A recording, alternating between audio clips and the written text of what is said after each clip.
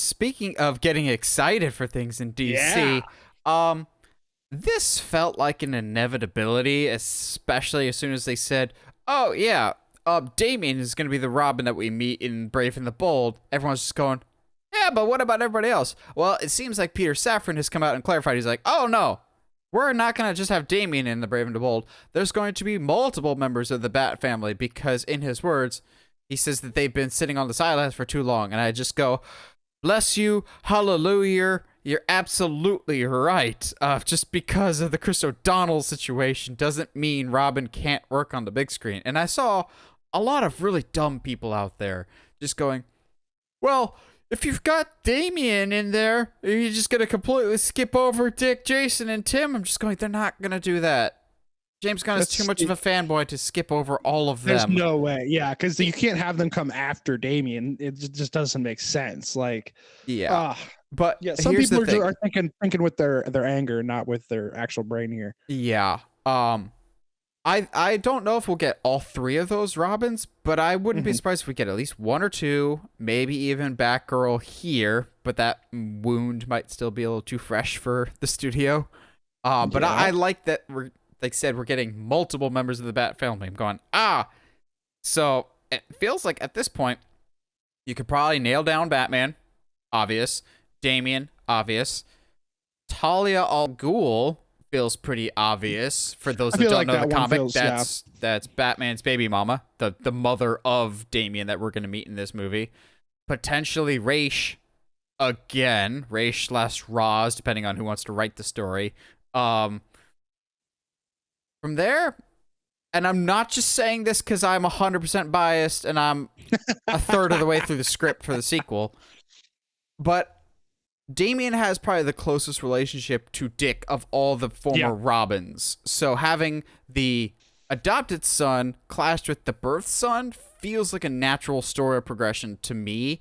And also, Dick Grayson is the Robin that most people are familiar with. So I think it's easy for the general population, who, the heathens that they are, don't know who Nightwing is, to introduce him into the universe as Nightwing off the bat alongside a Robin, to show the casual people that don't know there is multiple Robins to say, no, you've heard of Dick Grayson before. He's this now, but Robin, there is still a Robin, and it's this. So that could be an easy way to explain the changing of the guard over time to people that still think that there was only ever one Robin, despite the fact that there's been probably too many. Yeah, I said it.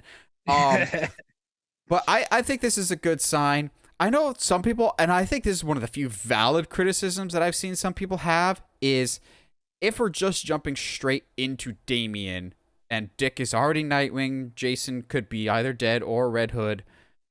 If Superman is young, doesn't that kind of throw off the dynamic that Nightwing and Superman have? I'm going, that yes, potentially, because in the comics and in the first Nightwing movie that's ever going to come out, written by me, Superman gives the name of Nightwing to Dick. Like, that's the story. However, a good counter argument I've seen is somebody suggested the idea that Superman Legacy is actually a prequel, and that when we get to the main, like later on, they'll be closer in age, and Superman could just age slower than the rest of the Justice League. I don't think that's necessarily a bad idea. But you see multiple Bat family members have been confirmed. What do you think the over-under is for multiple? Like, let's put the over-under. 2 members of the Bat family not named Damian in this movie. I really honestly think Nightwing's is a shoe-in. I really don't think it's that much of a stretch to say that he'll be in this film. I also just want him to exist so we get that little animation fight between them, but in real life, would be hilarious. And also, you just want it to happen so you can stop hearing me complaining about it. Yeah, exactly. I think Tim, I wouldn't be surprised if Tim is around. I can see just kind of what we've gotten from James. I think I honestly wouldn't be surprised if Jason is still considered dead. I would not be surprised if he saves that. And I think because it's a very, very good story, comic book wise on its own. I really don't see any issue with that. I'm pretty okay with that. I think if they do go Batgirl, it will not be Barbara Gordon. That might be just because I really want Cassandra Cain, but that's I don't think I think the wound is still too fresh for them to go with Batgirl. If they bring Barbara Gordon, I wouldn't be surprised if I'm trying to see how who you can bring in, who you save the stories for, because I can see them having Barbara Gordon already being Oracle, but then that kind of makes the events of like the Killing Joke. Well, I guess Killing Joke isn't necessarily canon, so I guess that doesn't matter. But it's weird. Killing Joke both is and isn't canon. Of like her being paralyzed is canon, but Joker's origin isn't. It's weird. Yeah.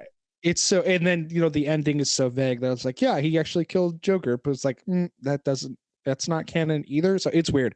But I wouldn't be surprised if Barbara Gordon is there, but as Oracle, especially during that time frame. If we're going with the Brave and the Bold, to my knowledge, I think she is in that comic. She is she's Oracle at that point, which I don't hate. I don't hate that idea at all. I honestly liked Barbara Gordon as Oracle a lot better anyway. But then again, that's just, I think that's my bias coming out, because I just like the look of the Cassandra Cain Batgirl suit a whole lot better. Yeah, that's because it looks suspiciously like the Batman Beyond suit. Just yellow on the front instead of red. What I could also see happening is, if we're trying to expand this world out quickly, and James Gunn has said that he's taking inspiration from the animated universes, is follow the storyline progression of Damian that happened in the animated movies. He's a miserable little brat, but over the movies, he had a really good arc that by the time you get to Justice League Dark Apocalypse War, he's honestly one of the standout characters in a movie that had a lot of standout characters. But I think at the end of Brave and the Bold, what you could easily do is Batman realizes, okay, this kid has been trained a very specific way for a long amount of time. I can only do so much. He needs to be around kids his own age. And just like in the animated movies, he sends them off to train with the Teen Titans.